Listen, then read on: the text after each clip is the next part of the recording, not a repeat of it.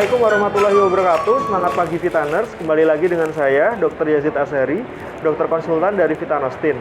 Nah, kali ini saya akan membagikan tips ataupun informasi mengenai bagaimana cara mengatasi infeksi saluran kemih.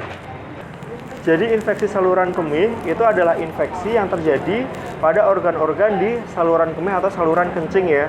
Nah, itu dibagi menjadi dua. Yang pertama itu adalah infeksi saluran kemih bagian atas, yang kedua adalah infeksi saluran kemih bagian bawah.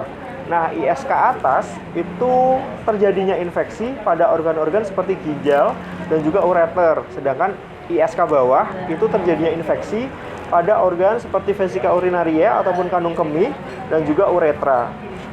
Infeksi saluran kemih itu biasanya paling sering disebabkan oleh adanya infeksi dari bakteri Escherichia coli yang sebenarnya dia itu merupakan bakteri yang ada di saluran pencernaan, namun bisa menginfeksi organ-organ di sistem saluran kemih. Pada ISK atas, ini ada beberapa gejala. Yang pertama bisa muncul demam. Nah, demamnya ini demam yang tinggi, sampai demamnya itu bisa bikin menggigil, sampai bisa keluar keringat. Kemudian ada keluhan lain ya biasanya mual muntah dan juga adanya nyeri di pinggang. Nah, pinggangnya tergantung kanan atau kiri ya, karena ginjal kita ada dua ya, ada di kanan dan juga ada di kiri. Kemudian untuk ISK bawah itu ada beberapa gejala yang sama sebenarnya, seperti demam ya, tapi demamnya nggak terlalu tinggi. Kemudian ada keluhan, biasanya itu seseorang akan mengeluhkan badannya tuh lemas. Kemudian adanya nyeri perut yang ada di bagian bawah atau di bawah pusar. Seperti itu. Kemudian ada juga gangguan buang air kecil ya, seperti nyeri atau keluhan nyeri atau panas saat buang air kecil. Kemudian ada keluhan seperti buang air kecilnya itu sedikit-sedikit tapi frekuensinya itu sering.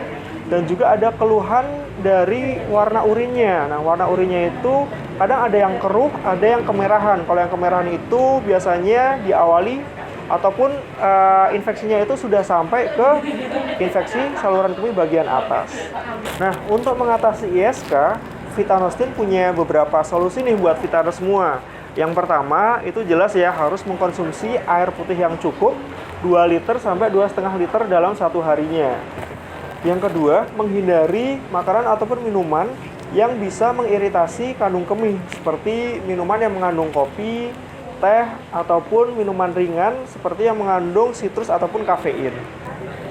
Yang ketiga, yaitu dengan mengompres perut dengan kompres air hangat, sehingga dia bisa meredakan gejala ataupun rasa yang kurang nyaman.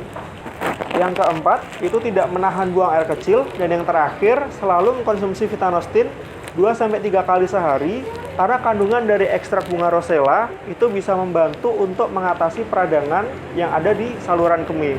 Teman-teman tidak perlu ragu untuk mengkonsumsi Vitanostin karena Vitanostin sudah terdaftar BPOM dan juga MUI, sehingga sudah jelas halal dan terjamin kualitasnya. Sekian dari saya untuk informasi kali ini tentang infeksi saluran kemih. Semoga bisa bermanfaat. Terima kasih. Wassalamualaikum warahmatullahi wabarakatuh.